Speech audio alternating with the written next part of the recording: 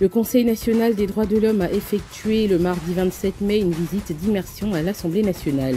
Une initiative qui vise à renforcer les capacités des femmes engagées en politique. À Abidjan, DJ Arafat a été honoré à titre posthume par Africa Music and Charts lors de sa première conférence annuelle tenue le 26 mai 2025. Et à Gagnoa, les militants du RHDP ont désigné Alassane Ouattara comme leur candidat pour la présidentielle de 2025. Voilà pour le sommaire de ce Près de chez nous. Bienvenue à tous et à toutes. L'Assemblée nationale a accueilli le mardi 27 mai une visite d'immersion organisée par le Conseil national des droits de l'homme. Objectif, permettre à des femmes engagées en politique de découvrir les coulisses du Parlement. Du parvis à la rotonde, en passant par la galerie des anciens présidents, les participantes ont exploré les lieux emblématiques de l'Assemblée nationale. Le message dont je suis porteur de la part de son Excellence, Monsieur le Président de l'Assemblée nationale, c'est un message d'encouragement, un message de soutien. C'est pour leur dire quelle est leur place. Et le président de la République, son excellent M. Alassane Ouattara, l'a si bien dit, à partir de maintenant et depuis 2015, les femmes doivent être présentes partout, dans toutes les sphères de décision. Les femmes doivent oser, qui œuvrent pour une Côte d'Ivoire où les femmes sont pleinement représentées dans les assemblées élues.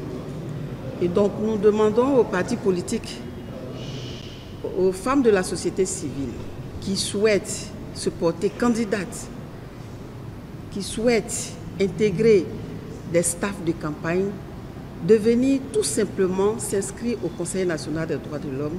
Cette initiative vise à renforcer les compétences des femmes politiques à travers des panels animés par des députés et sénatrices axés sur les défis, les stratégies d'influence et le leadership féminin. Je suis très prête et je pense que je pars pour les législatives pour gagner.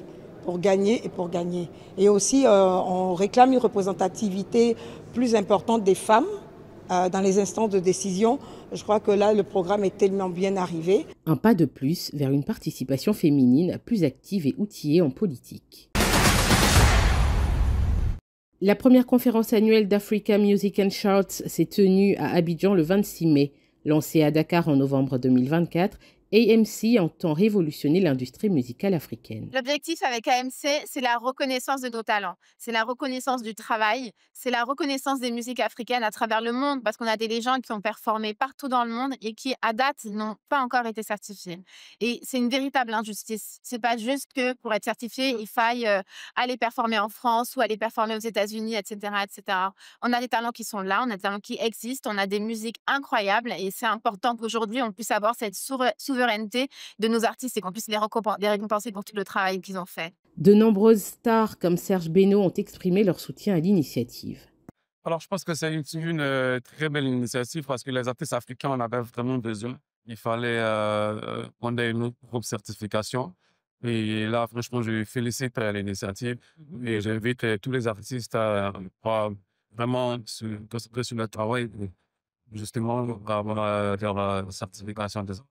Moment fort de la soirée, la remise d'un triple disque de platine à l'album Renaissance de DJ Arafat. Une récompense symbolique remise à sa fille Rafna, saluant l'héritage du roi du coupé décalé. DJ Arafat, il n'y a plus rien à dire sur lui. J'ai envie de dire, entre guillemets, il n'a même plus besoin de certification. Et en même temps, il s'est battu pour, il a travaillé pour, il a fait des albums pour. Et c'était important, même à titre posthume, de pouvoir reconnaître en fait son talent. AMC veut poser les bases d'une reconnaissance plus professionnelle de la musique africaine.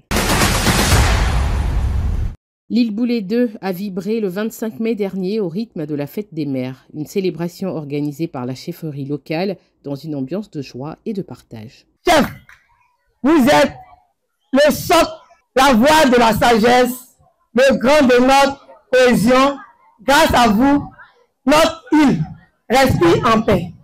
Nous sommes ici réunis pour célébrer nos mères, nos reines du quotidien.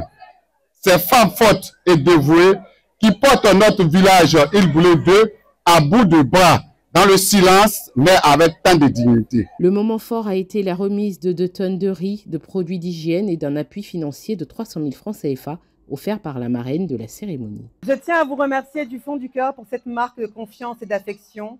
Je suis émue, fière et profondément reconnaissante. Je remercie son Excellence Emmanuel Kwaokwao et la chefferie pour leur sagesse. Je remercie les organisateurs de cette belle fête pour leur dévouement et tous ceux qui dans l'ombre ont travaillé pour que cette journée soit une réussite. La journée s'est achevée sur un spectacle gospel dans l'espoir de revivre ces instants de bonheur l'an prochain. Et à Gagnoa, les militants du RHDP ont désigné Alassane Ouattara comme leur candidat pour 2025 lors du pré-congrès éclaté du parti tenu au centre Emmaüs et au foyer polyvalent. Une délégation conduite par la ministre Françoise Remarque a appelé les jeunes à rester vigilants face au discours de rupture, privilégiant la stabilité et la continuité. On change pour quoi? On change pour qui? On change pour qui? Est-ce que ceux qui vont venir peuvent faire mieux que celui que le président Alassane Ouattara? Est-ce que changer, c'est ça qui fonctionne? Est-ce que changer, c'est ça qui fonctionne? D'accord. Quand on a le bon, qu'est-ce qu'on fait? On le garde. Quand on a le bon, qu'est-ce qu'on fait? On le garde. Quand on a le bon, qu'est-ce qu'on fait? On le garde. Le bon, le meilleur, celui qu'il nous faut, celui qu'il faut pour notre pays, c'est... C'est qui? Criez pour qu'il entende. Criez encore son nom.